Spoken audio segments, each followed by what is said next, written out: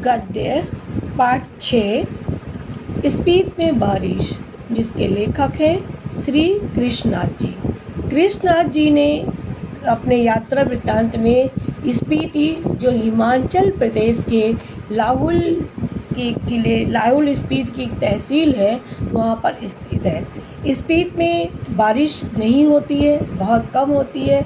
वहाँ पर अगर बारिश हो गई तो वहाँ पे लोग इसको एक संयोग मानते हैं और इसको वो लोग शुभ मानते हैं। लेखक जब स्पीति घूमने गए थे तो उन लोगों वहाँ पर अचानक बारिश होने लगी। लोगों ने लेखक से कहा कि आपका यहाँ पे आना शुभ है और यहाँ पे बारिश हुई है। तो स्पीत में बारिश का जैसे कि हम लोग सारांश पढ़ चुके हैं, अब हम लोग पाठ को पढ़ेंगे और इसके आशय को समझेंगे। स्पीति क्षेत्र हिमाचल प्रदेश के लाहौल स्पीति जिले की एक तहसील है। लाहौल स्पीति का यह योग आकस्मिक ही है, इसमें बहुत योगायोग भी नहीं है। ये ऊंचे दर्रों और कठिन रास्तों के कारण इतिहास में इसका नाम नहीं है। बहुत ही कम इसका इतिहास में इसका नाम है। अलंग भूगोल यहाँ इतिहास का एक बड़ा कारक रहा है। कहते हैं कि यहाँ पर पहुँचना बहुत ही ज़्यादा कठिन है, बहुत ही ज़्यादा मुश्किल है। तो यहाँ पर भूगोल को भी पार करके यहाँ आना बहुत ही दुर्लभ है। लेखक कहते हैं, अब जबकि संसार में काफ़ी सुधार हुआ है, तब भी लाहौल स्पीति का योग प्रायः वायरलेस सेट के जरिए ही है, जो केलंग और काजा के बीच में खड़कता रहता है।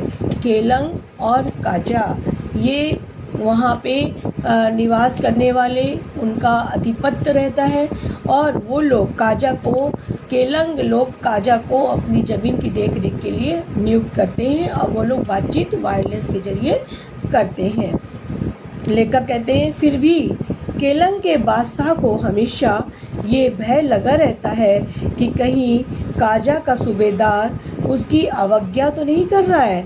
उसको लगता है केलंग के बादशाह को कि जो उसने काजा को नियुक्त किया है वहाँ तहसील को देखने के लिए, ज़मीन जायदाद को देखने के लिए, कहीं ऐसा तो नहीं कि वो उसकी आज्ञा का पालन नहीं कर रहा है, कहीं उनकी बगावत तो नहीं करने वाला है, कहीं उनसे कोई बगावत तो नहीं करेगा। लेकिन सिवाय वायरलेस सेट के जरिए संदेश भेजने के अलावा वह कर भी क्या सकता है, क्योंकि वहाँ पे 9 महीना ठंड रहती है, 3 महीना ही वहाँ पे वसंत की ऋतु रहती है जिसमें आवागमन आदमी कर सकता है। इसलिए केलंग के बादशाह की मजबूरी है कि वो काजा को उसका अधिकार दे और वो वहाँ पर उसकी देखभाल करे। बसंत में भी 170 मील तक जाना आना कठिन ही है। केलंग से या स्पीत तक जाने की जो दूरी है 170 किलोमीटर है, मील है, कहते बहुत दूर है। शीत में तो प्रायः बिल्कुल असंभव है, जाड़े में तो बिल्कुल असंभव है कि कोई वहाँ पर जा पाए। प्राचीन काल में भी शायद स्पीति भारतीय साम्राज्यों का एक अनाम अंग रही है। अब जब ये साम्राज्य टूटे तो ये स्वतंत्र मंडल और कभी ब्रिटिश भारत के तहत ही रही है। तब भी वह प्रायः स्वायत्त ही रही है, उसकी अपनी स्वतंत्र सत्ता ही रही है, कभी वो किसी के अधीन नहीं रही है। इसकी स्वायत्तता को भूगोल ने ही सिरजा है मतलब संवारा है, संरक्षित किया है, संरक्षित रखा है। भूगोल ने ही इसकी रक्षा की है और भूगोल ही इसका संहार करता है। भूगोल चाहे तो इसकी संरक्षण करे और भूगोल चाहे तो इसकी संहार कर दे, इसको अपने नक्शे से मिटा दे। तो स्पीति का जो अस्तित्व है भूगोल के कारण ही है। पहले कभी भी उन राजाओं का कोई भी हरकारा आता तो उनके आने और जाने में वह अल्प बसंत भी बीत जाता था। जब कोई हरकारा, केलंग का बादशाह कोई हरकारा मने होता है मैसेंजर, जो समाचार लेके जाता है, समाचार वाहक, उसको हरकारा बोलते हैं। तो जब वो जाता था स्पीति, आने जाने में ही बसंत का आधा समय उसका बीत जाता था। कभी कभी कोई जोरावर सिंह जैसा आता तो स्पीति का भी तरीका वही था। तुपचिलिंग गोनपा में मैंने देखा था, जब डायनामाइट का विस्फोट हुआ था तो लाहुली लोग डर के आंखें बंद करके चागमा का तना पकड़कर या एक दूसरे को पकड़कर बैठ गए थे। जोरावर नामक डाकू है, जब वो आता है तो अपनी दहशत फैलाता है। उस डाकू के आने से जो स्पीत के लोग हैं वो डर कर बैठ जाते हैं, छिप जाते हैं। लेखक कहता है एक बार डायनामाइट का विस्फोट हुआ था तो वहाँ के लोग जो वहाँ की पेड़ है, उस पेड़ की डाल को चांगा कहते हैं, उस पेड़ का चागमा पेड़ का नाम है, उसकी शाखाओं को पकड़कर वो लटक कर चिपकर बैठ जाते हैं ताकि उससे वो हमले से बच पाए। डायनामाइट का जो हमला किया गया उससे वो बच पाए। एक दूसरे को पकड़कर बैठ गए। जब उसका धमाका गुजर गया तो डरते डरते आंखें खोलकर उठे। जोरावर सिंह के आक्रमण के समय भी स्पीत के लोग अपने अपने घर छोड़कर भाग गए थे। जोरावर सिंह डाकू है जो वहाँ पे लोगों को लूटने के लिए आता है। जब वो आता है तो लोग अपना घर छोड़कर भाग जाते हैं। उसने स्पीत को और वहाँ के बिहारों को लूटा। वहाँ के बिहार जो वहाँ पे बंगले बने हुए थे, वहाँ पे जो कुटुंब बने हुए थे, जो कुंज बने हुए थे, जोरावर सिंह आता है और उनको लूटकर चला जाता है। ये अप्रीतकर शायद स्पीति की सुरक्षा की पद्धति है। इस तरीके के जो स्पीति के जो लोग हैं वो चागमा की डाल की शाखाओं को पकड़कर लटक जाते हैं, इसी से वो अपनी सुरक्षा करते हैं। ये उनकी सुरक्षा करने का तरीका है। स्पीति में जनसंख्या लाहुल से भी कम है। लेखक कहते हैं 1901 की गणना के अनुसार वहाँ की जनसंख्या 3,231 रही थी। 1971 की जनगणना के अनुसार वहाँ की जनसंख्या 7,196 थी। इसके क्षेत्रफल का वर्णन लेखक ने कहा कि 1971 की जनगणना में लाहुल का साथ जोड़कर मिला है, जो 12,015 वर्ग मील किलोमीटर है। अभी तक स्पीति का अलग क्षेत्रफल नहीं दिया गया है। इंपीरियल गजेटियर ऑक्सफोर्ड 1908 खंड 23 के अनुसार ये क्षेत्रफल 2,155 वर्ग मील रहा है। स्पीति और लाहुल का इस तरह स्पीति की जनसंख्या प्रति वर्ग मील 4 से भी कम रही है। प्रति वर्ग मील 4 व्यक्तियों से कम की स्पीति की जनसंख्या रही है। अगर हम उसके क्षेत्रफल को देखें तो जनसंख्या बहुत कम है।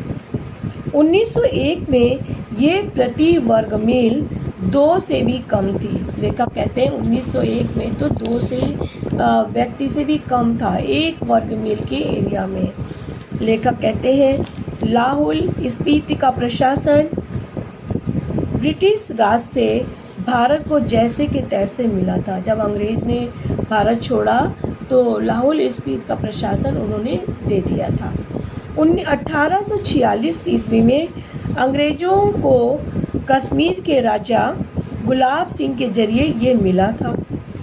अंग्रेज इनके जरिए ही पश्चिम तिब्बत के ऊन वाले क्षेत्रों में प्रवेश करना चाहते थे, जहाँ पर ऊन की अधिकता थी, जहाँ व्यवसाय ऊन का किया जाता था, अंग्रेज वहाँ पर जाना चाहते थे। तिब्बत में अंग्रेजी साम्राज्य के दूरगामी हित भी रहा होगा कि वो सोचते होंगे कि उनके लिए दूर मतलब भविष्य में उससे इनको फ़ायदा मिलेगा, वो अपना व्यवसाय कर पाएंगे, ऊन का व्यवसाय कर पाएंगे। जो भी हो 1846 में कुल्लू, लाहुल, स्पीति अंग्रेज़ों की अधीनता में आए थे।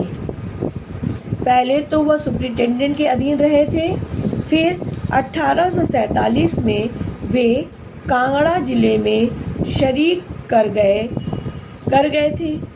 लद्दाख मंडल के दिनों में भी स्पीति का शासन एक नोनो द्वारा ही चलाया जाता था। नोनो जो वहाँ पे लोकल वो लोग किसी व्यक्ति को नियुक्त कर देते थे, पूरी जिम्मेदारी दे देते थे, मुखिया बना देते थे, उसको वो लोग नोनो कहते थे। उसी की सारी जिम्मेदारी होती थी वहाँ के शासन और प्रशासन को देखना, वहाँ की व्यवस्था को देखना, वहाँ के सदाचार को देखना, वहाँ पर किसी तरीके की अव्यवस्था ना हो, सारी व्यवस्था को नोनो ही देखता था। ब्रिटिश भारत में भी कुल्लू के असिस्टेंट कमिश्नर समर्थन से ये नोनो कार्य करता था। इसका अधिकार क्षेत्र केवल द्वितीय दर्जे के मजिस्ट्रेट के ही बराबर था, सेकंड क्लास मजिस्ट्रेट के बराबर ही उसका अधिकार क्षेत्र था। लेकिन स्पीति के लोग इसे अपना राजा ही माना करते थे, उन्हें लगता था कि हमारा राजा है। अगर राजा नहीं है तो दमयंती जी को ही रानी मान लेते थे, जो उनकी पत्नी थी उसको ही वो अपनी रानी मानकर उनके आदेश का वो पालन करते थे। 1873 में स्पीति रेगुलेशन पास किया गया, जिसके तहत लाहौल और स्पीति को विशेष दर्जा दिया गया। ब्रिटिश भारत के अन्य कानून यहाँ पर लागू नहीं होते थे, इनका कानून अपना अलग कानून व्यवस्था थी। रेगुलेशन के अधीन प्रशासन के अधिकार नोनो को दिए गए थे, जिसमें मालगुजारी को इकट्ठा करना, छोटे छोटे फौजदारी मुकदमों का फैसला सुनाना भी शामिल था। मतलब मालगुजारी, लोगों से टैक्स इकट्ठा करना, और छोटे मोटे जो लड़ाई झगड़े होते थे उनका वो लोग झगड़ा भी निपटा देते थे। उसके ऊपर के मामलों को यह कमिश्नर के पास भेज देते थे। उन दिनों में लाहौल स्पीति का सारा वृत्तांत कांगड़ा जिले के अंतर्गत कुल्लू तहसील में ही मिलता था। स्वराज स्थापित होने के बाद 1960 में लाहौल स्पीति पंजाब राज्य के अंतर्गत एक अलग जिला बना दिया गया। 1960 में उसको एक अलग दर्जा, जिला का दर्जा दे दिया गया, जिसका केंद्र केलंग में है।